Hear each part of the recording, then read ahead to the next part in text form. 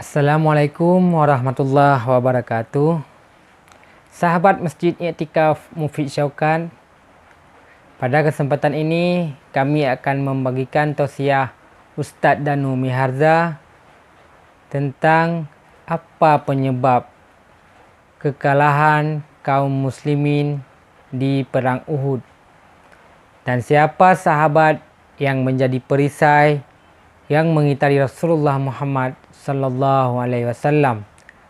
Dan uniknya pada peperangan ini ada kejadian aneh atau karamah.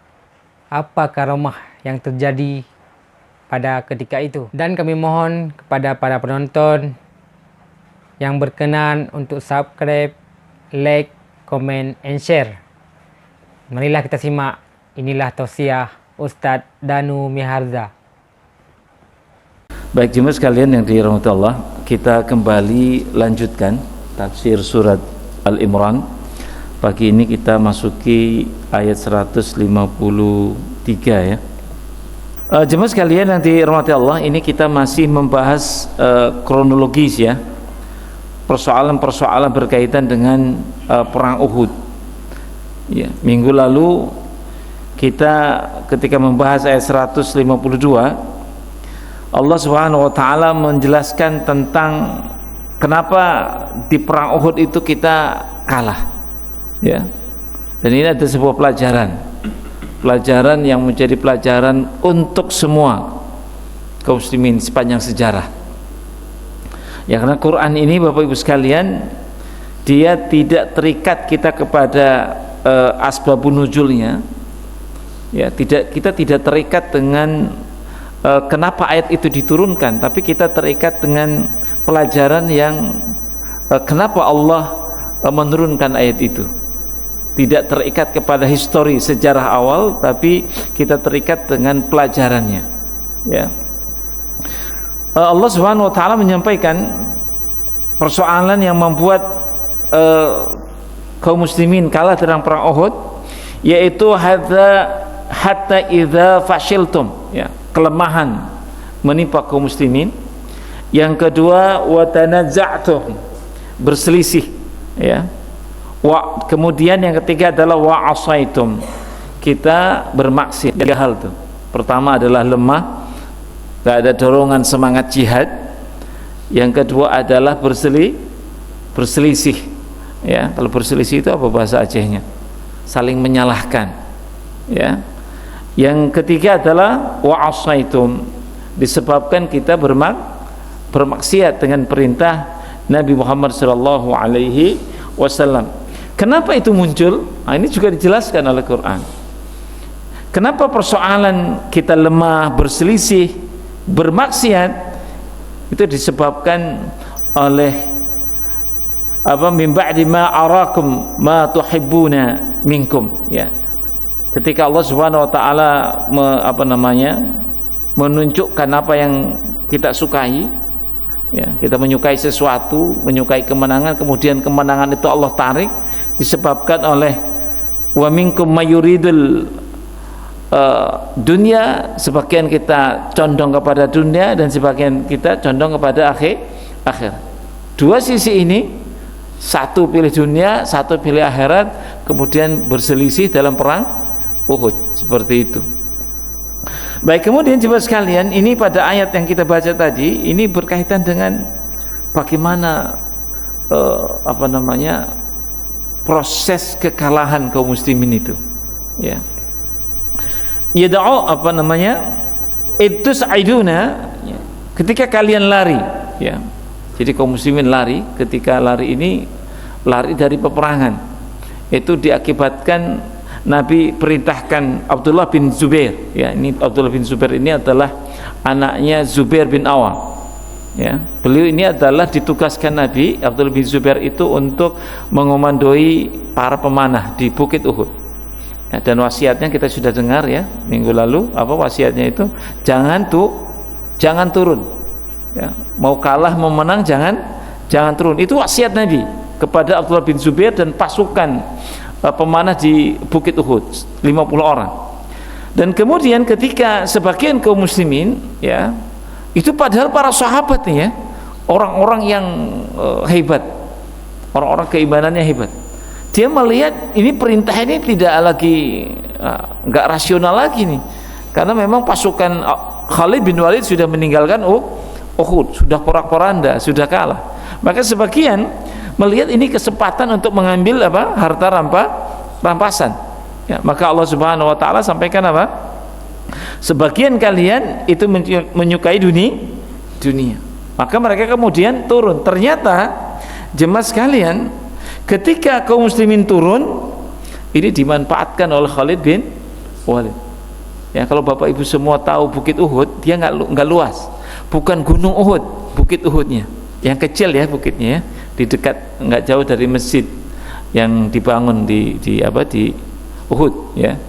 Itu Khalid bin Walid kemudian memutar bukit itu ya, kemudian akhirnya dia kuasai bukit dan kemudian menyerang kaum muslimin. Nah, inilah titik yang membuat kemudian kacau balaunya pasukan kaum muslimin ya. Dan ini disebutkan Allah Subhanahu Wa Taala ya, ketika kaum muslimin kacau balau diserang balik oleh Khalid bin Walid ini, Allah mengatakan itu sa'iduna, jadi kalian lari, semua lari ingin menyelamatkan diri ya.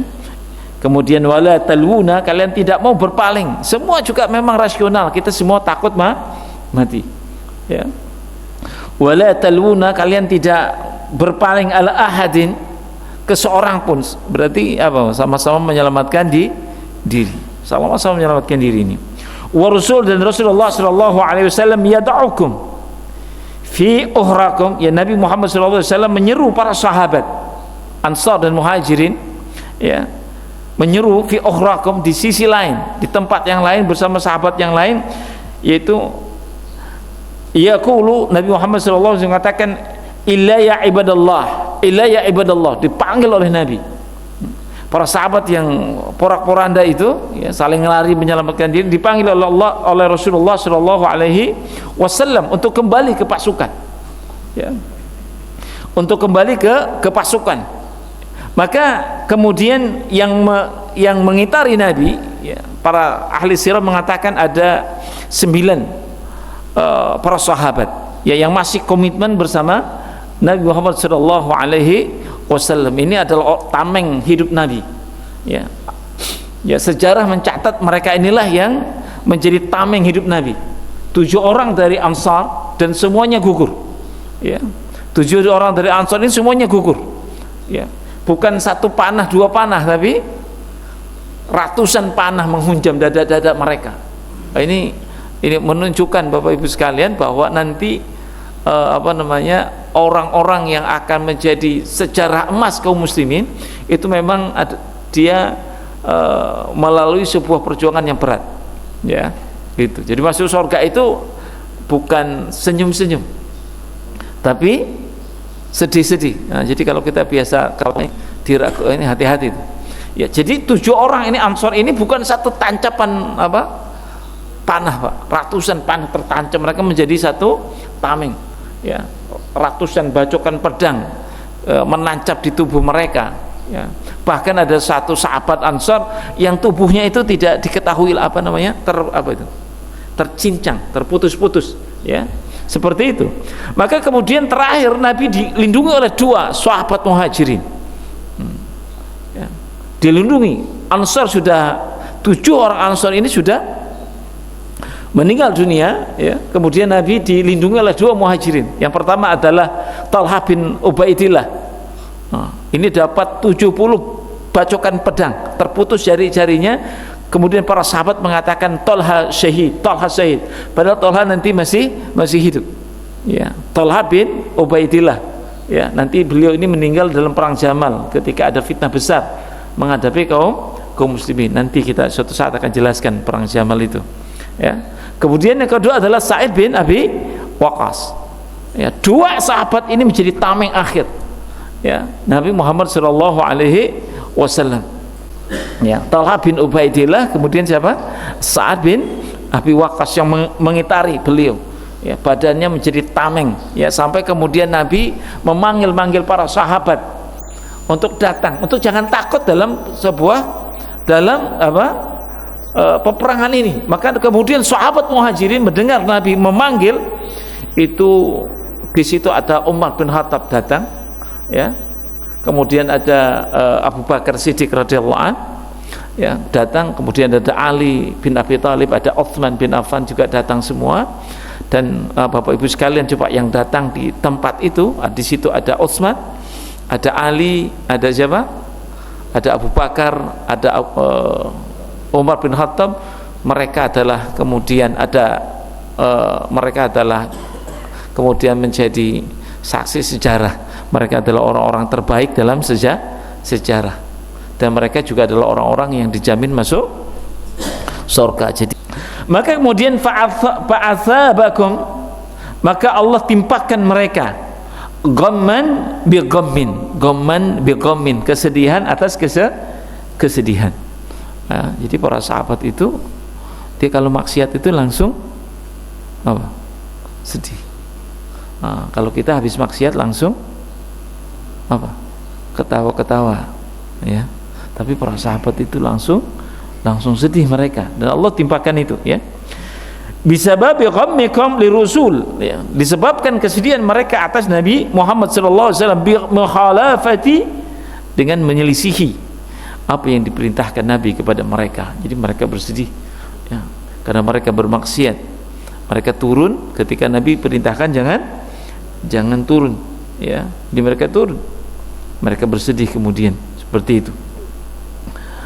Likaila, supaya tidak muta'alaq bil afa. Ini para mufassir Syekh Jalaluddin Asyuti mengatakan, likaila, supaya mereka tidak, maksudnya pemaafan Allah atas mereka.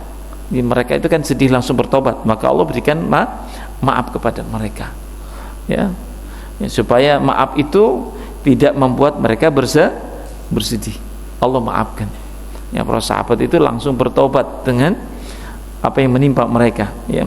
Likaila, supaya tidak, pemaafan Allah itu, tahzanu, kalian tidak bersedih, ala ma fatakum, apa yang luput dari kalian, yaitu minal ghanimah. Ghanimah tidak didapatkan, ya. Kemenangan juga tidak didapatkan. Jadi efeknya berat tuh, ya. Jadi kalau kita bermaksiat, berselisih, ya, efeknya berat. Ghanimah yang tadinya diharapkan nggak dapat, kemenangan yang tadinya diharapkan tidak dapat. Maka ini adalah tarbiyah, ya, satu pelajaran, ya, buat kita semua, ya, untuk jaga betul, ya, kemaksiatan itu. Perintah Allah itu dan Rasulnya itu harus dijaga betul, ya. Jangan coba-coba keluar dari bingkai itu, karena Nabi nanti di akhirat di samping kita. Nah, kita nggak bisa ngomong apapun. Yang ngomongnya kan juga bukan mulut kita. Yang ngomongnya apa? Jaro, tangan kita. Nah, kita nggak bisa ngomong apapun. Nabi nanti akan menyaksikan. Artinya apa? Bahwa hati-hati betul dengan apa yang kita lakukan ini, ya. Hidup singkat, jangan dibuat masalah. Baik, ya. Kemudian wala ma asabakum, dan apa yang menimpa kalian, minal qatli wal hazimah, ya, terbunuh dan kalah. Jadi supaya para sahabat enggak sedih, mereka Allah ampuni dari dosa itu, karena mereka cepat sekali mereka memohon ampun kepada Allah Subhanahu wa taala, ampuni. Nah, kemudian ini ayat yang 154 ini ayat yang ini mukjizat, bukan mukjizat, ya, karomah, ya, kepada para pejuang nih. Ini saya coba konfirmasi dengan para pejuang-pejuang, ini sering menimpa kaum muslimin, ya. Apa itu? Summa anzala alaikum min ba'dil ghammi amanatan. Kemudian Allah Subhanahu wa taala mengatakan, anzala alaikum, Allah menurunkan atas mereka, atas kalian, ya, apa? Min ba'di ghammi amanatan. Setelah mereka bersedih itu rasa aman, ya. Nu'asan, ngantuk. Ada nggak dalam perang ngantuk? Gak ada orang yang mau mati bisa tidur kecuali lembu. Ya kan? Ketika besok mau disembelih masih bisa makan kan? Ya kan? Lembu coba Pak.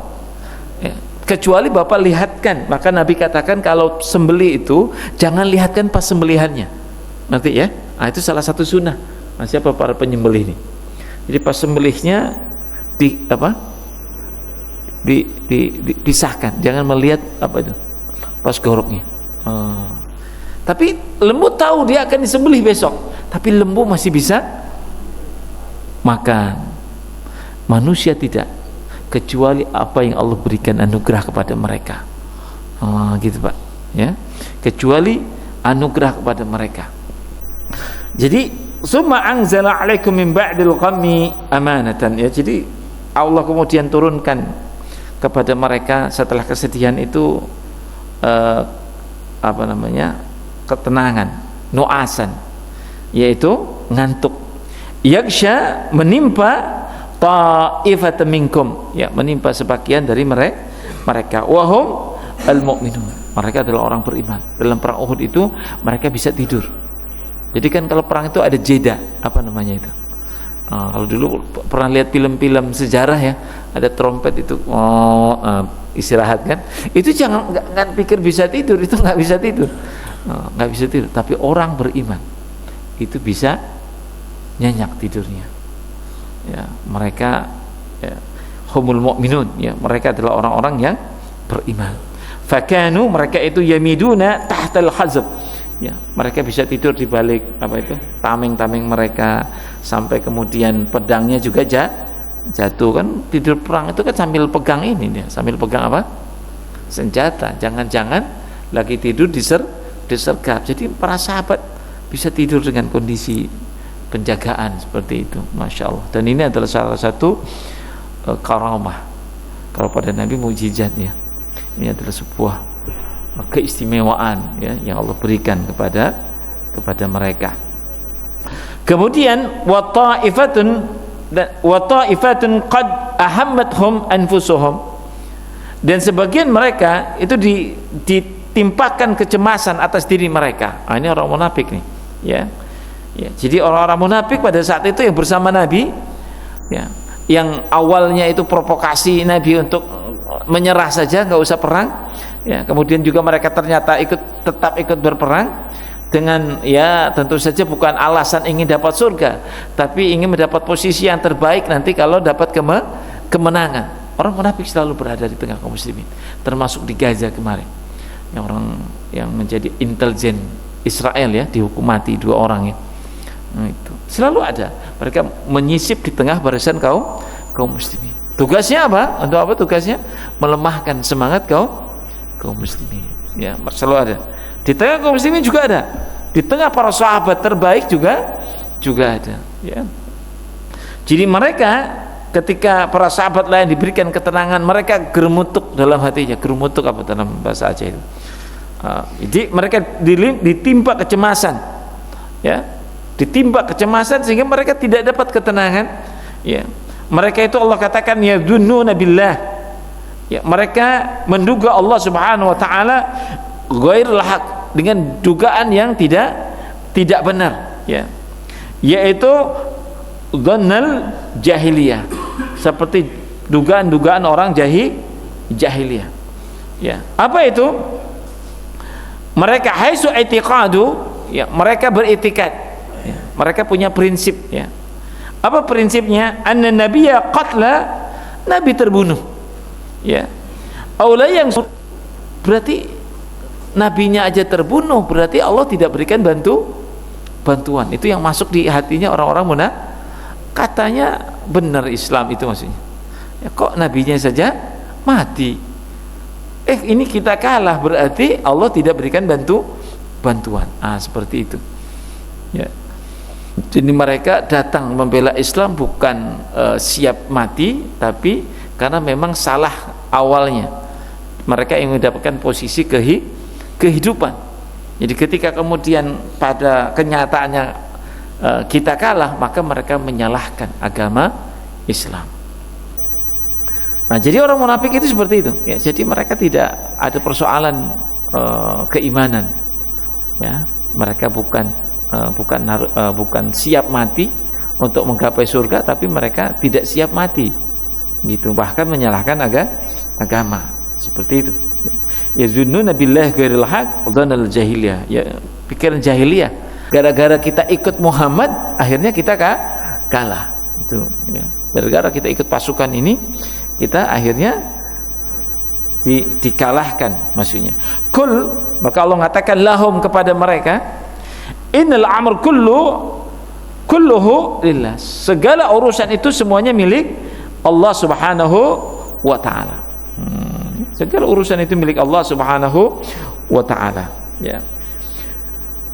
Yuhfuna fi anfusihim, ya, mereka menutupi diri, ya, atas diri mereka. La yabduna laka, mereka tidak menampakkan, ya, orang-orang munafik tidak menampakkan ada masalah kejiwaan mereka, ya, tapi Allah Subhanahu wa ta'ala menyampaikan, ya, sesuatu yang dalam itu dalam diri mereka, Allah sampaikan, ya, bahwa mereka ini memang ada masalah pada diri, ya. Ma la yabduna laka, sesuatu yang tidak disampaikan kepada Nabi Muhammad sallallahu alaihi wasallam, ya, padahal mereka menyimpan perasaan itu. Nah, ada nggak perasaan takut mati membela Islam? Ada nggak di kita ini? Ada nggak takut mati membela, aku lebih baik di rumah aja? Ada nggak? Ada? Kalau ada, segera selesaikan. Itu masalah berat itu. Aku nih enakan di rumah daripada bantu agama, bantu Islam. Ini masih takut seperti itu, ini harus segera selesai. Masih ada khawatir, ya. Kekhawatiran itu harus kita perangi sebelum kita mati. Ya, harus berlatih kita berjuang untuk agama. Ini kan ayat-ayat ini ayat perjuangan sebenarnya. Ayat-ayat mengarahkan kita mengukur kualitas keimanan kita semua. Nah, ini ayat-ayat ini makanya saya kenapa tertarik dengan kajian-kajian tafsir itu. Kajian tafsir itu mengukur iman kita sebenarnya. Gitu. Mengukur ini benar nggak iman kita nih, seperti itu. Kemudian jemaah sekalian terhormat Allah Subhanahu wa taala, saya selesaikan dulu satu ayat ini. Kemudian lau kana min amri syai', ya, mereka mengatakan seandainya kami punya urusan atau bisa menentukan sendiri, kami tidak akan terbunuh. Maka kemudian ma qutilna hahuna, kami tidak akan terbunuh, kata mereka. Ini orang-orang munafik, ya. Ya, maka kemudian Allah Subhanahu wa taala membantah itu, membantah orang munafik, ya. Mereka orang munafik itu kalau kami enggak berperang, kami tidak akan mati. Dibantah oleh Allah Subhanahu wa taala, "Lau kuntum fi buyutikum", kalau kalian di rumah kalian, ya, akan nampak siapa yang Allah sudah tentukan mereka mati. Ya, jadi kalau mati memang mati, ya. Akan ila madaji'ihim, akan didatangkan Allah sampai kepada pembaringan mereka. Sembunyi pun kalau mati ya mati. Ya. Tidak mungkin kematian itu Allah tunda. Untuk apa semua ini? Waliyabtaliya, untuk menguji. Ya. Kematian itu adalah ujian.